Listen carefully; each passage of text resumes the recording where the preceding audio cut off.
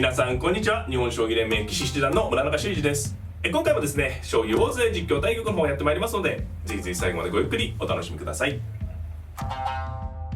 はい、ではね、早速やっていきたいと思います。今回ね、もう10分切れ負けで読み上げ音声を宗由紀女流三段に、設定してあります。あなたが後手です。はい、私後手番ですね。はい。対局開始。さあ、相手の方は角換わりが得意戦法ということだったんですけどね、居飛車系の将棋になりますかね。今7六に私は8四歩で、そうですね、これで、8五歩に7七角で居飛車系の将棋ですね。さあ、どうしますかね。私の方も、歩を突いて8八銀か6八銀か、そうですね、これで、角換わりの将棋なんですけど、どうしようかな。薄尾矢倉と言われ止める格好でやってみますか。さあどうしますかね。ちょっとね、いろいろ銀でしたね。2五歩決める手もあったと思います。銀を上がって、私の方はじゃあこれで矢倉っぽくね受けてみましょうか。3二金と上がって雁木と矢倉どっちもいけるような格好ですね。相居飛車の形です。さあ4六歩はちょっと攻撃的な手ですね。銀を上がります。さあどうしますかね。5四歩とついて6四歩から6三銀丸とこですね。相手の方は銀をこう4七に上がって腰掛け銀の形でね攻めてくる形ですね。これ私の方がね、後手番ということでちょっとね受け身になるような感じですね。さあどうしましょう。玉寄って私もねカニがっぽいなんですけど、これ4三銀と上がるか4三金右と上がるかでね、形が全部変わります。金にします。こっちにしますかね。ちょっと矢倉模様にしてみます。近年はね、銀を上がってね雁木も多いんですけど、ちょっと今回は矢倉のね方に行ってみますね。はい。さあこれね3三銀からね3一角とやるかどうか結構難しいところなんですよね。相手の方は、6六歩ちょっと難しい手ですね。この手はね、これは角道が止まるんでね、若干こう一気に急戦というよりはじっくり指そうじゃないかっていう手ですね。はい。どうしようかな。じゃあ桂馬を飛んで、この桂跳びは、6五歩を牽制してるわけですね。もう一回止めたんだから突かせないでね、こうゆっくりした将棋しようよと。で銀上がって相手の方がね歩を止めて角道が止まったので銀を上がって角を引くっていう感じです。この辺の数手のイメージですね。これはすいません、大盤の方でねどういう感じかっていうのね、相手の出方によってこれは簡単に言うと指し方を変えたよっていう話ですね。はい。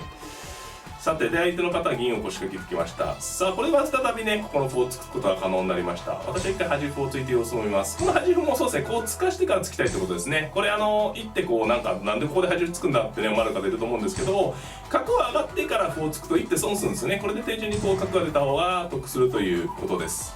はい。これもね解説編の方でちょっとね、簡単にご説明できればなと思います。で飛車を待つ。さあどうしますかね。ここで銀を上がって6三銀と上がる手もありますし、歩を打ってキープしておく手もね大きいんですね。歩打ってキープしてみますか。これでねここの角をキープします。これ相手に逆にね歩打たれるとキープをしたらそれをね許さんということですね。ただ同歩で同銀で、さあこれで銀でも上がって、これ一応この角のね利きがこれあるあるね銀をわざわざ渡したように見えるんですけど、こうなった時にこの銀がこう角の利きを止めてるよっていうのが私の主張ですね。この銀が下ですと角がこう効いてくるのでね。で先ほどね6六歩と突いた近辺でもお話したんですけど、この角の利きっていうのがね非常にこの何ていうんですか、矢倉の急戦の矢倉の形でね非常にポイントなんですね。一番こちらは警戒しないといけないところなんですね。で細かい手順でこの角をなんとかこう使わせないようにねしてるっていうことですね。はい。先ほどは歩で止まっていて、今は銀で止まっていますね。でこの銀が例えばこれ下にいますとねこの角こう効いてくるんですね。でもちろん矢倉という形は金と銀がこう並んでいるので上からの攻めに基本的には強いんですけれども、角が睨んでる場合はね結構ね、危なくね攻め込まれちゃう場合があるんですね。で今、2五桂と相手方飛んで銀が逃げるんですけれども、逃げる場所が3択ですね。8六銀か、すみません、2四銀か4四銀か、2二銀か。で桂先の銀っていうとね2四なんですけど、2四に出てしまうと銀がねこう出てきた時に飛車と銀で連動してねここを攻められちゃいますね。で銀を引くのも銀が出られて連動して攻められちゃうのでこちらに上がります今回は。はい。この飛車の位置とこの銀の位置が今回ポイントでしたね。この飛車が例えば全然違うところにいれば桂先の銀といってね桂の上に銀が逃げるのが一つの形なんですけど、今回ね飛車と銀でこう4筋、攻められてきているので4筋方向を守るために銀を上がると。でですね、繰り返しになるんですけど、この銀がもし下にいるとこの時にもね角が効いてくるんでちょっと怖いんですよね。こう銀が出て同銀で、この時例えば角が効いてるとこう香車取るような手もあったりしますよね。香車取ったりとか、あと歩をね、4四に打つような手もあるわけです。ただこの角と銀が重なっているので、こうね受けた時に殺到されないというね、これだけ分かりやすいかなと思いますね。銀がこういろいろかぶっちゃってるんでね。はい。将棋って難しいですよね。一手こうなんていうんですかね、指してて得になるようなもんなんですけど、指した手がかえってこう重くなるっていうねことがあるんですね。で飛車を引きました。ここは2つ考えられますね。反撃を目指して、例えば、8六から反撃する手と、受けに回って2四歩とね、この桂馬を取りに行く手、どちらがいいか。あとここの歩を合わせてね反撃する手もありますね。6四歩同歩同銀とね出てくる。ただこの桂を取りに行ってみたい感じもありますね。歩をついてねこうやってね、この桂が今ちょっと不安定な駒なので、この桂を取ってしまえばね桂得になります。で相手はね、相手の方として相手の方からしてみるとね、この角をなんか使いたいんですけど、この銀がちょっとこうやっぱりかぶさっちゃっててね、結構使いにくいんですよ。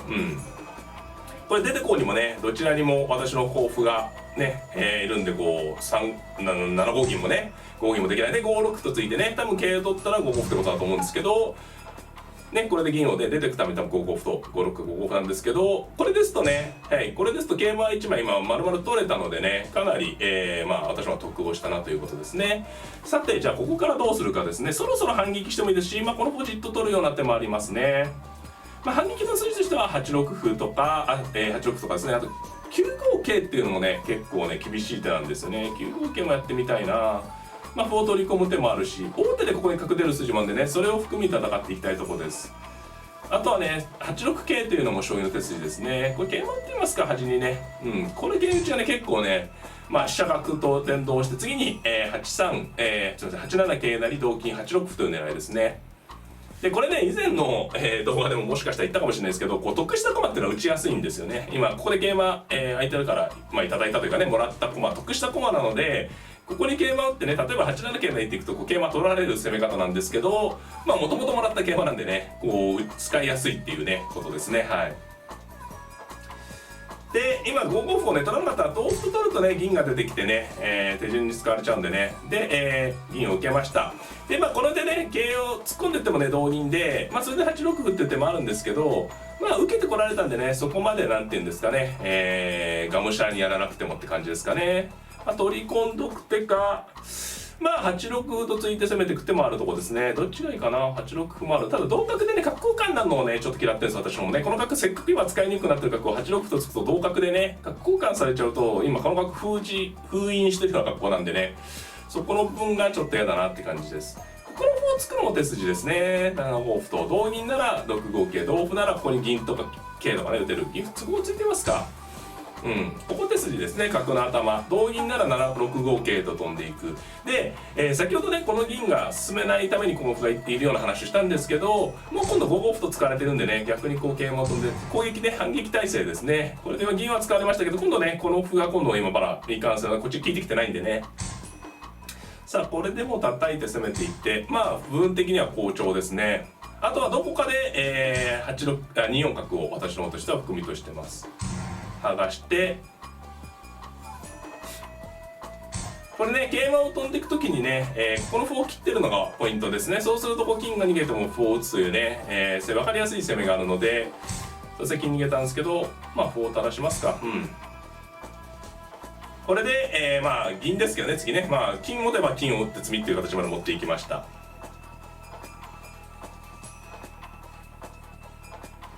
この打った桂馬がねなんか取られちゃったりすると、攻めが失敗しやすいんですけど、角がここにいるので歩で取られるっていうことがなかなかない格好ですよね。それが一つ私の方としてはなんていうんですかね、攻めていきやすい状況ですね。で角王様上がった。さあこれで、角を出て攻めていきますか。こっちね、この王手をね私はね先ほど言って楽しみにしてた手なんですよね。で歩をついてこちらの桂馬と、角でね連動して攻めていくイメージですね。でもう王手出ちゃいましょう。これはもう決めにいってます。もうこうやるとね場合によっては飛車でね角取って、そうですねこれ角取られちゃうんですけど、もう飛車を持てばね、2二飛車とか8八飛車とか7八飛車とかね手がいっぱいあるので、もう角を渡すとね私の方もちょっと気持ち悪いんですが、そうですねで金を打ったんですけど、これはねもうやっぱり飛車をね次脇に打たれるのはきついんでたまらず取ったということなんですけど、これ金がね剥がせるのでね、さあリードを拡大して迎えてますが、あとはねしっかり、寄せを着地しきれるかどうか。さあどうするのがいいですかね。5四銀とか打っとくのが一番いいかな。こうやってぼやっとねしてる時に将棋の寄せどうすればいいかって話なんですけど、玉のねやっぱり上に逃がせないというのがポイントなので、こう上から押さえるようなイメージですね。6三銀とかすいません4七銀ですか、直接打っていく手もあるところですね。ただこう打ってとにかくこの王様をこう上に逃がすとね手が見えにくくなるので、こうね上からこう押さえ込むイメージですね。今5四歩は、角を道を通したんですけども、こうなってねどんどん攻めていきます。相手に角を渡しているので、角をね打たれて、例えばどっかにね王手なんとか取りって手がないかなっていうのは常に警戒しておく斜めのラインですね。この場合この銀とこの金が斜めのラインを守っているので、両取りがないですけど、例えばこの銀がいないとねここに角打たれたら王手銀取りで格好ですよね。王手銀取りの格好があるんで、この銀が今回いるので大丈夫ですけれども、相手に大駒を渡してね、特に角はね、両取りが起こり発生しやすい駒なのでね、その辺は気をつけないといけないですね。でこの系がね随分打ってそのままね働いてないなって思われる方いるかもしれませんが、相手もここに銀をね相手の方もここに銀を投入しているので、桂馬を打っちゃったんだけど相手にも銀を使わせたと。でもっと言うとこの桂は先ほど言ったように最初得した桂なのでね、得した桂を打つことで相手の戦力の銀を使わせたというね考え方もできるので、これはこれでね立派に働いてると言えると思います。もちろんもっといいところにね桂馬を打てるときはあんまりこれねもったいないですけれども、状況ですとね1枚得した桂だったんでね打ちやすかったと。で、この王手ですね、何らかの、受け方によってはあやを求めたって感じですけど、飛車で取りますかね。いろいろ他の駒で取る手もあったところです。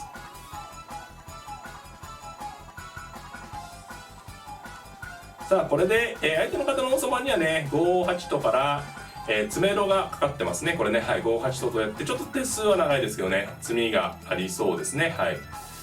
5八とで玉を寄ってどうやるのが一番いいのかな。金打つ飛車打つのが一番いいかな。5八と7八玉に6八飛車と打っちゃってね、ちょっと手数長いんですけど詰めろがかかってます。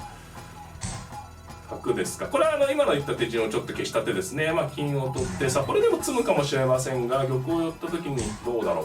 飛車を構わずって詰みかな。同角同と両角同とで同角ならすいませんね、ぐちゃぐちゃってなっちゃいますけど、飛車打って同角同と同玉金打つ詰みそうですね。飛車打ってますか。これはねこちらの王様も詰みがないんで詰まさなくても勝ちですね。これも最終的に最後詰まなくても勝ちなんですけど、詰みありと見て踏み込んでいきます。角は利いてるんで同角なんですけど、角を打ってこれは詰みですね。あと金2枚があるので、並べ詰めです。同玉でも金を打ってね今詰みがありました。飛車打って詰みが詰んでたようですね、どうやらね。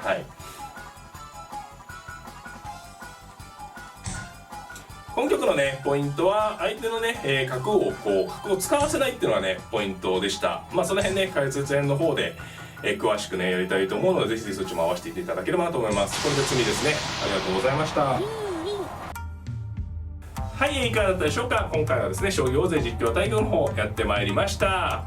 戦型がですね角換わり戦の模様から結果的に矢倉の将棋にね進んだんですけれども、相手の方のね、角の利きを生かした作戦に対して私がいかにねその角を封じ込めるかっていうのがねこの将棋のねポイントになりました。詳しい解説はね変化などは解説編の方で大盤を使ってやっていきますので、そちらの方もぜひぜひ合わせてご覧いただければなと思っております。この動画が良かったらグッドボタンを、チャンネル登録の方もぜひぜひよろしくお願いいたします。それではまた、さようなら。